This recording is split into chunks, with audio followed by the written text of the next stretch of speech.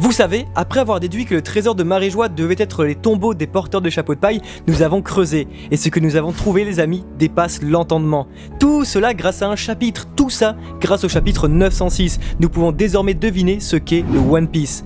Préparez-vous à ne plus jamais voir One Piece comme avant après cette vidéo.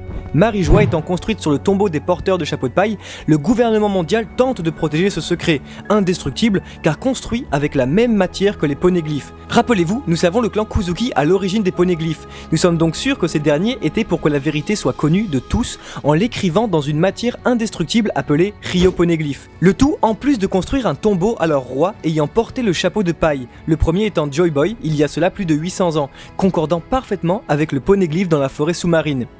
Obligeant donc le gouvernement mondial à forger son empire sur ces tombes pour que personne ne soit jamais au courant que le chapeau de paille représente un symbole de pouvoir. Mais si je vous disais que tout cela va beaucoup, mais alors beaucoup plus loin que nous le pensons.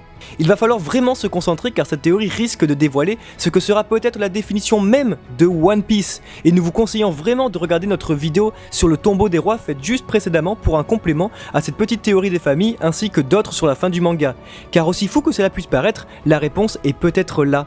Et nous devons vraiment de partager tout cela avec vous pour connaître votre avis car il faut vraiment qu'on en parle avec vous, vous qui êtes toujours de plus en plus nombreux à nous suivre et à représenter One Piece en France. Vous pouvez pas imaginer à quel point ça nous rend tip top trop fiers de pouvoir parler avec vous de tout ça. Merci beaucoup, et si vous voulez, les liens de ces théories sont dans la description. Nous pouvons donc supposer que le tombeau des rois, contenant les générations des porteurs de chapeaux de paille et leader des dés, est sculpté par le clan Kuzuki, ayant par la même occasion écrit la vérité avec le Ryo-Poneglyph sur le complot mondial durant le siècle oublié. Pierre donc indestructible que Robin tente de rassembler pour finir le travail d'Ohara. Mais nous savons que le Ryo-Poneglyph fut détruit et éparpillé dans le monde entier. Détruit et éparpillé. Mais si ce n'était pas le Ryo-Poneglyph qui avait été détruit et éparpillé, mais bien le monde entier. Et oui les amis, le chapitre 906 nous donne enfin la réponse tant attendue. Et c'est grâce à l'aide de Carcosan Anarchiste, un théoriste anglais, que nous pouvons trouver la vérité sur les secrets de ce monde. Arrivé à Marie-Joie, nous avons enfin le nom de ce château. Château que nous pouvons observer dans les brumes depuis plus de 20 ans. Lors de sa première présentation, ce château nous était montré en tant que palais nommé Pangea. Et c'est là que tout devient clair. Pangea signifie en latin « toutes les terres en une ». Pour ceux qui ne savent pas, à la genèse de notre planète Terre, tous les continents n'en formaient qu'un seul, un supercontinent nommé Pangea, qui fut disloqué par la tectonique des plaques, formant les 5 continents que nous connaissons aujourd'hui.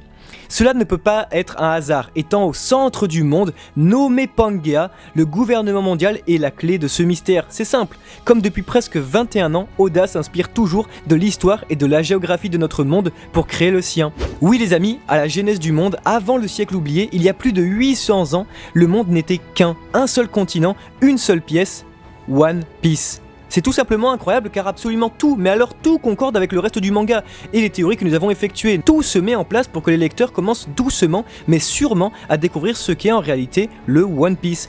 Rappelez-vous, nous vous en parlions dans notre théorie qu'il y a 800 ans, les dés régnaient sur le monde, connus sous le nom d'ancienne civilisation. Mais maintenant, nous avons un nom, c'est l'ancienne civilisation de Pangea. Continent géant mais froid, et oui, froid, les scientifiques ayant affirmé que les températures sur un seul et unique continent étaient tellement basses que c'est d'ailleurs la dislocution de ce supercontinent qui a provoqué un changement climatique et de nouveaux océans et courants maritimes. Un continent donc très froid dont certains ne voulaient plus, se rassemblant donc contre les dés, créant le gouvernement mondial, et avec l'aide d'Armantique, détruisit ce supercontinent créant le monde de One Piece tel que nous le connaissons. Car oui, Pluton, Armantique, est présenté depuis le début du manga comme un bateau géant pouvant faire quoi ? Détruire des îles entières à lui tout seul. Rappelez-vous. Également, Odds est introduit comme venant d'un ancien continent, dit continent polaire, et dont son peuple fut éradiqué.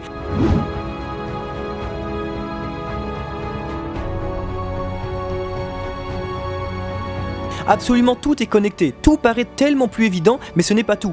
C'est encore une fois dans le chapitre 906 que les Tenryubito sont présentés comme étant ceux qui sont à l'origine de la création du monde. Et s'il fallait en réalité prendre cela au pied de la lettre. Car oui, les dragons célestes, héritiers des créateurs du gouvernement mondial, sont vraiment les descendants de ceux qui ont créé ce monde, éparpillant par la même occasion le Ryo-Poneglyph indestructible, créant des îles, plusieurs océans, plusieurs climats sauvages, créant plusieurs pays, créant plusieurs peuples, créant un nouveau monde après en avoir détruit un autre. Celui des dés, celui de Joy Boy, celui de l'ancien royaume de Pangea. La volonté du dé est alors de recréer ce monde pour établir la vérité, pour suivre la volonté de Roger qui, malade, n'a pas pu aller jusqu'au bout, pour suivre la volonté de Joy Boy, premier roi à la couronne de paille, qui voulait réunifier le monde et apporter les hommes poissons à la surface grâce à Noah. Le One Piece est donc bien un projet de réunification, la réunification du monde, ce qui réalisera les rêves des Mugiwara, comme la création d'All Blue, les retrouvailles entre Brook et Laboon, et aussi par la même occasion la prédiction de Charlie et la destruction de l'île des hommes poissons par Luffy, et donc de Marie-Joie se trouvant au-dessus. Les pièces se rassemblent petit à petit, tout se connecte, il ne reste plus qu'une seule chose, la volonté d'un seul homme, celle du plus fort de tous, celle de Monkey D. Luffy, avant d'aller se reposer à son tour dans le hall des rois. C'est à Luffy de finir le travail de Roger, de continuer l'héritage et le souhait de Joy Boy. C'est à Luffy de reprendre le contrôle des armes antiques pour détruire Redline et recréer Pangea que le gouvernement mondial s'est octroyé en appelant le centre de son empire avec le même nom.